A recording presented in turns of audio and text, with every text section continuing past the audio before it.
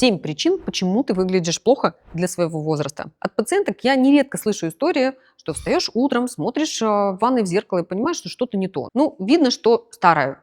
Видно, что не 20. Уставший глазик, кожа не такая яркая, взгляд помутневший. Существует множество факторов, влияющих на то, как мы выглядим, и не всегда каждый из них зависит от нашего образа жизни или генетики. Сегодня мы разберем 7 основных причин, которые могут визуально добавлять возраста. И я подскажу, как справиться с каждой из этих причин. Меня зовут Юлия Щербатова. Я кандидат медицинских наук, дерматолог, косметолог и главный врач клиники, где мы возвращаем и помогаем поддерживать здоровье и красоту. Первое, что оказывает влияние на то, как мы выглядим, это тон нашей кожи. Сияние уходит, а цвет лица становится тусклым. Тон кожи – это один из самых явных признаков возраста, который считывается буквально бессознательно. Еще в древние времена здоровье человека оценивали по цвету лица. Так и говорили, вот девушка хороша собой и с прекрасным цветом лица. Что же на это влияет? Когда с возрастом уходит блеск, румянец, вот эта такая прозрачность чудесной кожи, это получается за счет того, что на коже скапливаются разные частицы, которые плохо отшелушиваются. И это буквально физика. Это такая простая вещь, казалось бы, но многим непонятная. Когда мы пренебрегаем уходом, когда мы начинаем думать, да ладно, без пилинга обойдусь, нет, не обойдусь, потому что это в итоге влияет на прозрачность кожи, и тон портится буквально. Конечно, с возрастом наша кожа меняется, но часто мы помогаем ей выглядеть плохо. Что влияет на это свойство кожи? Первое. Недостаток сна. Во время сна организм активно восстанавливается, включая кожу. Недосып приводит к тому, что клетки кожи получают недостаточное количество кислорода, питательных веществ. В результате тон кожи становится тусклым, появляются темные круги под глазами. Второе. Это несбалансированное питание и дефицит витаминов и минералов. Например, недостаток железа может привести к бледности лица, дефицит витамина D к сухости и к шелушению. Кстати, вот здесь вы найдете ролик про влияние 11 витаминов и минералов на нашу красоту. Вредные привычки. Куда же без них? Вроде как банально, но приходится напоминать, что курение негативно влияет на кровообращение, из-за чего кожа получает меньше кислорода, питательных веществ, и никотин также разрушает коллаген и эластин и приводит к потере упругости кожи. Алкоголь обезвоживает организм, делая кожу более сухой и тусклой. Влияние ультрафиолетовых лучей общеизвестно. Ультрафиолет, будь то солнце или солярий, это главный враг молодости кожи. Ультрафиолетовые лучи разрушают коллаген и эластин и стимулируют выработку меланина, который приводит к появлению пигментных пятен и неравномерному тону кожи. Как вернуть коже сияние? Не злоупотребляйте кофе и алкоголем, особенно перед сном. Включите в свой рацион фрукты, овощи, зелень, богатые антиоксидантами. Обеспечьте себе полноценный сон. Старайтесь спать минимум 7-8 часов в сутки. Создайте комфортные условия для сна, тишину, прохладу и темноту.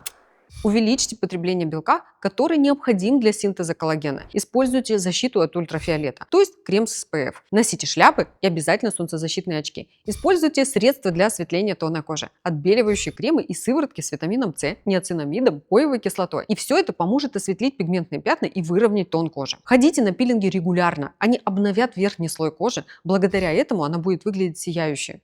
Предпочтение отдавайте деликатным пилингам, например, с фруктовыми кислотами. Пигментные пятна – еще один признак старения кожи. Они могут появиться в любом возрасте, но с годами становятся более заметными. Почему появляются пигментные пятна? Причин для этого несколько. Это действие ультрафиолета, которые разрушают кожу и ее способность защищать саму себя. А еще солнечные ожоги, которым мы чаще всего не придаем никакого значения. Ультрафиолетовые лучи повреждают ДНК клеток и стимулируют выработку меланина. Если солнце попало вам на пятку, то об этом тут же узнают все меланоциты во всех клетках вашего тела, и пигментное пятно может появиться на лице или даже на закрытом участке тела. Другая причина пигментных пятен – это гормональные изменения, возрастные изменения, неправильный уход за кожей, использование неподходящей косметики, недостаточная защита кожи от солнца, механические повреждения, например, при бритье или выдавливании прыщей. Использование скрабов, пилингов могут усугубить проблему. Как убрать пигментные пятна? Использование солнцезащитного крема с SPF 30 и выше ежедневно, даже в пасмурную погоду. Химический пилинг, который удаляет верхний слой кожи, стимулирует обновление и выравнивает тон. Существуют разные виды пилингов,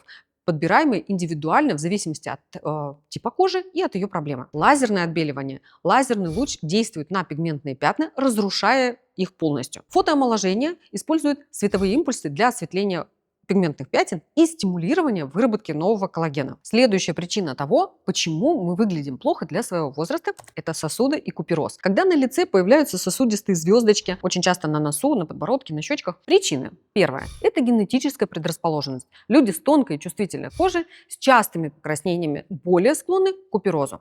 Второе. Курение. Дым содержит оксид азота, канцерогенные смолы, которые действуют на эластичность стенок сосудов. Третье. Неправильный уход за кожей, использование агрессивной косметики, горячие ванны, сауны, механические раздражения, например, бритье, могут усугубить проблему. Четвертое. Влияние ультрафиолетовых лучей повреждает стенки сосудов, делая их более хрупкими. Пятое. Изменение гормонального фона. Беременность, прием гормональных препаратов могут спровоцировать расширение сосудов и пигментные пятна. Возрастные изменения. Со временем сосуды теряют эластичность и становятся хрупкими. Как убрать сосуды и купероз? Но опять же, защищайте кожу от солнца. Это не только источник ультрафиолета, но и инфракрасных лучей, которые расширяют сосуды. Используйте солнцезащитный крем с SPF и выше ежедневно. Профессиональные процедуры. Лазерная коагуляция. Лазерный луч действует на расширенные сосуды, запаивая их. Еще одна процедура – фотоомоложение. Использует световые импульсы для укрепления стенок сосудов и уменьшения их видимости. Также используйте крема и сыворотки с витамином К,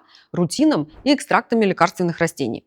Например, конского каштана. Они помогают укрепить стенки сосудов и снизить их видимость. Идем дальше. Мешки под глазами, дряблые веки и нависание верхнего века, когда взгляд становится уставшим. Это очень сильно старит лицо. Область вокруг глаз – одна из первых, где появляются первые признаки старения. Причины? Это недостаток сна. Недостаточное количество сна приводит к задержке жидкости в тканях, что проявляется в виде мешков под глазами. Вторая причина – это дефицит жидкости. Обезвоживание организма приводит к сухости век, делает их более подверженным морщинам и дряблости. Третья причина – это генетическая предрасположенность. Некоторые люди генетически предрасположены к образованию мешков под глазами в силу своей анатомии и дряблости век. Еще одна причина – это возрастные изменения. С возрастом кожа век теряет эластичность, становится тоньше, что приводит к появлению морщин и дряблости, к нависанию верхнего века. Также с возрастом из-за истончения кожи и ослабления мышц появляются грыжи в виде выраженных мешков. Как убрать мешки под глазами и подтянуть веки? Профессиональные процедуры. Блефаропластика может быть не обязательно хирургической, и ее можно сделать с помощью лазера и РФ-аппаратов различных. Другое решение – это мезотерапия. Инъекции препаратов, стимулирующих выработку коллагена и улучшающих кровоснабжение. Еще один метод – ботулинотерапия. Вводится в мышцы век, чтобы уменьшить мимические морщины и немного подтянуть верхнее веко. Идем дальше. Овал лица, когда контур теряет четкость. Овал – важный элемент красоты и молодости. С годами его контур становится менее четким, появляются брыли, потому что из-за ослабления связочного аппарата и под действием гравитации лицо как бы стекает вниз, появляются те самые носогубные складки, брыли на щечках и второй подбородок. Причины – потеря упругости кожи. С возрастом снижается выработка коллагена, эластина, кожа теряет упругость. Еще одна причина – недостаток коллагена. В результате неправильного питания, вредных привычек и недостатка сна синтез коллагена снижается. Неправильное питание. Дефицит белка, витаминов и микроэлементов. Как вернуть овал лицу? Очень недооцененные в широких массах народных – это аппаратные методы. Бояться их не надо, потому что более действенным методом, чем аппаратные методики, является только хирургический лифтинг, который не совсем физиологичный. То мы знаем еще об одном методе, о векторном лифтинге. Это мой любимый метод, когда женщина только начинает заботиться о себе, только видит первые признаки старения, она приходит и говорит, что-то мне не нравится овал, и тогда векторный лифтинг определенными препаратами, например, гидроксиапатитом кальция, оказывает поистине магическое действие и моментально возвращает овал в норму. И чем больше проходит времени, тем лучше все становится. И очень широко используемая нитевая подтяжка мною не сильно любима. Я ее изучила очень серьезно, специально ходила на разные виды обучения, для того, чтобы понять, что нитевая подтяжка – это такой фейковый лифтинг, который мало принесет вам полезного и очень на короткое время, поэтому я его не люблю. Больше о нитевом лифтинге я рассказываю в ролике про деформационный тип старения. Следующее, что выдает наш возраст, это состояние тканей шеи. Дряблая шея, вертикальные тяжи, второй подбородок – все это очень выдает возраст. Как же вернуть тургор? Коллагеностимуляция, сферогель, полимолочная кислота, аминокислоты, пептиды, сейчас масса вариантов. Еще один метод – это ботулинотерапия, чтобы убрать вертикальные тяжи и горизонтальные кольца Венеры. Аппараты РФ, Хармони, коллагеновое ремоделирование – обожаю, очень эффективно. И, конечно, качество наших волос, которые являются придатками кожи, выдают нашу молодость или старость. Качество волос выдает наш возраст из-за того, что мы начинаем выглядеть более зрелыми с плохим качеством волос. Волосы не слушаются, редкие,